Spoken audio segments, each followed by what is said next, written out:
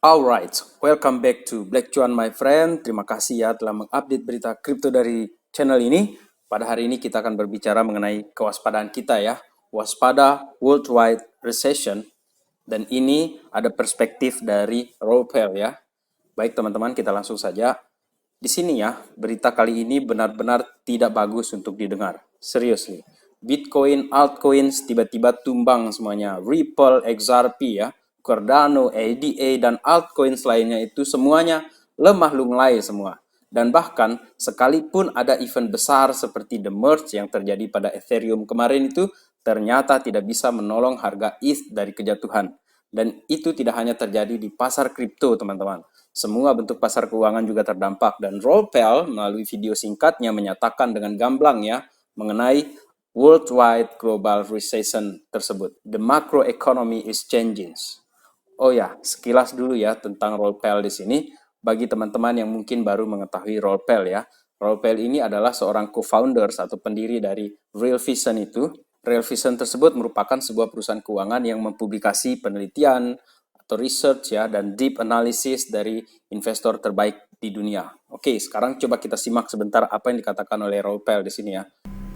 So a quick update for me. I'd like to give you something weekly just to give you an idea of what's going on. So markets are really complicated right now. We've got some extreme things going on. The dollar is going up very fast, and that's a wrecking ball for the global economy as all of these economies start to see their currencies weaken. The yen, which is one of the largest currencies in the world, has been in free fall. So these are kind of scary times, but all of these countries that are having a weaker dollar are all exporters. So therefore the goods that they export get cheaper. This is a deflationary pressure. Remember, I've been telling you for many weeks now that the oil market's going to break lower. Today it finally broke lower. So we're now down at about $81 or so. I still think it comes to 60, maybe even lower than that. So we're going to see a lot of this inflation fears coming off. Most commodities have come off. Housing prices are coming off. Rents will eventually come off, and we'll start to see unemployment rise. So we're getting the setup where the macro change is coming. That change is when the Fed stop fighting the previous war, which is inflation. Inflation is evaporating super fast, as is global economic growth. Last shoe to drop is the bond market. We need to start to see yields falling as they start pricing in the fact that inflation's gone and growth is gone as well. Part of this is driven by the technicalities of quantitative tightening. That's a story for another day. Meanwhile, it's looking like it's all about to play out and risk assets should start to do very well soon. Yap, ini adalah masa-masa yang sulit dan rumit ya, complicated katanya dia. USD naik lebih tinggi dari sebelumnya, kemudian yen itu jatuh ya, jatuh bebas dia, free fall, kemudian minyak juga akhirnya tumbang dari kisaran 81 ya, kemungkinan dia akan turun lagi nanti sampai di level $60. Kemudian inflasi itu juga dengan cepat sekali dia menguap teman-teman. Dan pasar keuangan yang terakhir itu tampak juga akan tumbang itu nanti itu seperti pasar obligasi. So guys, as usual, I told ya, be strong and be patient my friend. Kemudian sekarang ini dalam kondisi resesi skala dunia ya, hal yang paling terdampak itu adalah secara umum itu terjadi kelesuan di bidang ekonomi. Dan jika diturunkan ke dalam beberapa poin ya, yang pertama di sini itu adalah mengenai angka pengangguran yang akan meningkat atau bahkan sudah meningkat. Karena ada PHK karyawan yang sudah banyak terjadi, terutama sejak COVID kemarin. Sampai sekarang, kita ini, ekonomi kita masih berusaha untuk pulih ya. Kemudian yang kedua itu adalah menurunnya laba perusahaan. Dan terakhir, terjun harga saham dan dividen teman-teman. Terjun bebas. Kaitannya dengan menurunnya laba perusahaan di sini itu ya. This CEO is warning a worldwide recession. Dan yang menyatakan hal tersebut adalah FedEx CEO teman-teman. So guys, FedEx CEO warns of a looming worldwide recession. Resesi di seluruh dunia kini membayangi kita semua. Mengutip dari CNBC interview ya, penyebab saham dan kripto tumbang itu adalah karena laporan keuangan dari FedEx itu tumbang. CEO FedEx ya, Raj Subramaniam, mengatakan kepada Jim Cramer ya dari CNBC bahwa dia yakin resesi global itu sudah terbentang di depan mata berdasarkan metrik perusahaannya ketika dia berbicara di acara Mad Money ya di CNBC.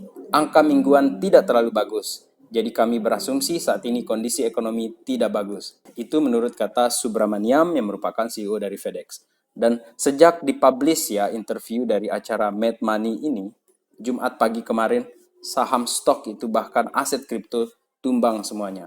Dan inflasi masih menjadi aktor utama kali ini. Oleh karena itu, The Fed diperkirakan akan menaikkan suku bunga sebesar 75 basis poin. Bahkan tidak menutup kemungkinan angka ini bahkan nanti itu bisa naik sampai 100 basis poin jika tiba-tiba The Fed dalam waktu ke depan ini melihat masih belum bisa mengontrol inflasi. Yang meskipun kita semua tahu susah untuk mengontrol inflasi sekarang ini. Dan menurut teman-teman, berapa kira-kira suku bunga yang akan dinaikkan oleh The Fed ini nantinya? Coba kalian tulis di kolom komentar ya. Kemudian sekarang ini, teman-teman ya, menurut Raoul Pal ya, worldwide recession ini bisa menjadi peluang terbaik kita, asal kita bisa membaca ISM atau ISM Amerika. Jadi kita tinggal lihat chartnya saja. Coba simak dulu di sini ya. So what the hell is the ISM survey you hear me talk about? Well, the ISM survey is short for the Institute of Supply Managers Survey. It asks a bunch of people in big companies, the buyers, what they think the level of activity is. And it's a sentiment survey. And what it basically tells you is what they think is going to happen to employment, new orders, growth, all of this stuff. And it comes into one indicator called the ISM. And the ISM goes up and down and it predicts the global economy, particularly the US economy. Now, when it starts rolling down, you see these numbers, 50 is usually the level where the economy is stalling. Anything below 50, particularly 47, means that it's in recession. And on the way up, it can go up to about 60, 65, and that's when the economy's growing. What you don't want to do is look at it where it is today. But what you do know, the secret is it goes up and down in a cycle. So when it starts going down, it usually goes all the way to recession. And when it goes up, it goes all the way up to a boom. So once you know that, you know how to invest. So I find it the single most important indicator. So remember, if it's crossing down below 50, bad. Crossing above, good for the economy. And asset prices sometimes front run this and sometimes follow it. So it's not a perfect science, it's an art. It takes a bit of effort to figure out exactly how this works, but Real Vision, that it'll help you understand this. Secara definisi ya, Manufacturing Index atau Indeks Manufaktur atau ISM juga dikenal sebagai Purchasing Manager Index. Bahasa Indonesianya kita sebut sebagai Indeks Manajer Pembelian atau mereka menyebutnya dengan singkatan PMI ya atau PMI, Purchasing Manager Index. Ini merupakan indikator kesehatan ekonomi untuk sektor manufaktur dan jasa di Amerika Serikat. Ini merupakan indikator bulanan aktivitas ekonomi Amerika Serikat berdasarkan survei manajer pembelian di lebih dari 300 perusahaan manufaktur. Ini dianggap sebagai indikator utama keadaan ekonomi Amerika Serikat. Secara resmi disebut sebagai laporan ISM atau ISM ya, manufaktur tentang bisnis. Dan survei ini dilakukan oleh Institute for Supply Management dan inilah yang disebut sebagai ISM atau ISM. Indeks Manufaktur ISM atau PMI mengukur perubahan tingkat produksi di seluruh ekonomi Amerika Serikat dari bulan ke bulan. Laporan dirilis pada hari kerja pertama setiap bulannya. Dengan demikian, ini adalah salah satu indikator awal kegiatan ekonomi yang diperoleh oleh investor dan pebisnis secara teratur. PMI di atas 50 menunjukkan ekspansi segmen manufaktur ekonomi dibandingkan bulan sebelumnya. Jika PMI itu 50 berarti tidak ada perubahan alias netral, teman-teman. Angka di bawah 50 inilah yang menunjukkan kontraksi. Di bawah 50 ini yang parah-parah ini ya untuk ekonomi di Amerika. Dan di posisi seperti ini menurut Raoul Pal ya, itu merupakan bottom dari berbagai pasar keuangan, bonds ataupun market kripto seperti Bitcoin dan altcoins. Dan nanti jika PMI atau ISM ini sudah membaik ya, mendekati atau bahkan melampaui 60, semua aktivitas ekonomi dalam keadaan serba positif secara harga dan pergerakannya. Jadi untuk sekarang ini, seperti kata CEO dari FedEx ya, recession is inevitable. Resesi tampaknya sudah tidak terelakkan lagi. Itu pun artinya ya kita masih akan harus bertahan dalam winter market, terutama kripto seperti Bitcoin ataupun altcoins yang kita sudah kena sangkut-sangkut kemarin itu. Seperti di XRP, Ripple ya, kemudian di Cardano, Polkadot, banyaklah altcoins tersebut. Kita masih harus bertahan teman-teman. Dan menutup video ini masih dari Raoul Pal ya tentang worldwide recession ini katanya. One of the things many people ask me is, why if you think there's a big recession coming, why are you bullish on markets overall? That's a bit complicated, but really it's about the forward-looking expectations of markets. You see, a market's job is not to look around them today and go, well, things look pretty bad, so let's be really bad. Their job is to look forward. Now, don't forget, many of these markets have priced in a recession, and so therefore, anything that's looking like the change is going to come is going to cause the markets to turn around. What kind of change am I talking about? I'm talking about the Fed not raising rates much further. And again, we're looking out, the markets will look out 6 months, maybe even longer, maybe a year. And they'll say, listen, the Fed probably aren't going to go much beyond, another 75 basis points or 100 basis points. So therefore, we can start breathing easily because things are going to change. Also, if the economy is weakening, then in the future, the Federal Reserve always, when the economy weakens, end up stimulating. We're starting to see stimulus in Europe, for example, where they're offsetting gas bills, both to producers like industrial companies, but also to households.